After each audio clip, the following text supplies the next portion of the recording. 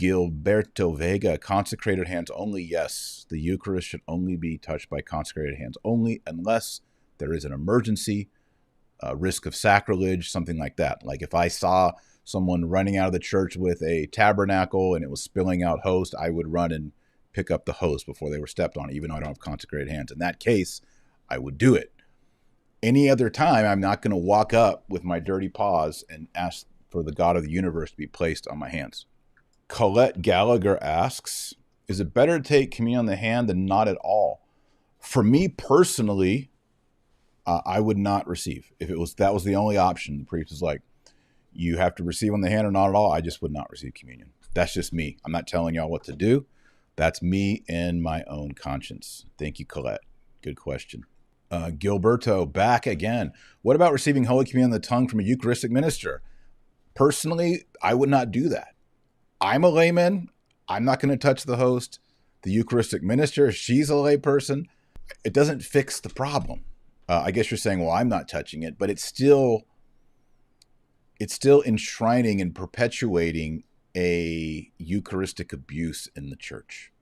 So myself personally, I would not receive communion if that were the only situation. And I honestly I don't even attend masses where there are Eucharistic ministers, because that's another problem when I don't want my children seeing them. Heather Anderson, are you saying being a Eucharistic minister is wrong, that we're only supposed to receive communion from a priest? That is the teaching of the Catholic Church up until the 1970s. And I follow that perennial teaching. In fact, early canons and councils say that we lay people not to touch the Eucharist, and we're not to touch the sacred vessels, the paten and the chalice and the ciborium. We aren't even allowed to touch the vessels that touch the Eucharist. Let me see if I can pull a quick quote for you, just so that I'm going on. Here we go. Pope Saint Sixtus I, around the year 115, the sacred vessels are not to be handled by others than those consecrated to the Lord. Council of Saragossa, AD 380, excommunicated anyone who dared to continue receiving Holy Communion in their hands. This was confirmed again by the Synod of Toledo in Spain. The Synod of Rouen in the year 650 condemned the reception of communion in the hand by the laity as an abuse. Quote, do not put the Eucharist in the hands of any layman or laywoman, but only in their mouths. Okay, so this is the teaching. In fact, in 1969, Pope Paul VI said, the method of receiving on the tongue must be retained. That's 1969. So we have a very long tradition as Catholics of not receiving in the hand, not touching the host. There are exceptions in the early church, which I've covered.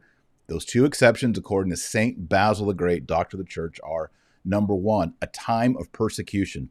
Heather, let's say you are in prison and you're going to be martyred in the morning, and we can't get a priest to you because it's a persecution. I could sneak, or one of your friends or your family members could sneak into the prison and give you a host in your hand or from my hand so that you could have Eucharist before you died and you were martyred the next day. That's allowed. It's persecution. St. Basil says the second and only other reason to have communion in the hand is if you are a desert father, a monk in the Egyptian desert, and there were no priests near you in your isolation as a hermit. In that case, a priest could bring you hosts. You could have your own little tabernacle area, and you would be able every once in a while, maybe on feast days, to reach in and communicate yourself. Other than that, it's not attested to.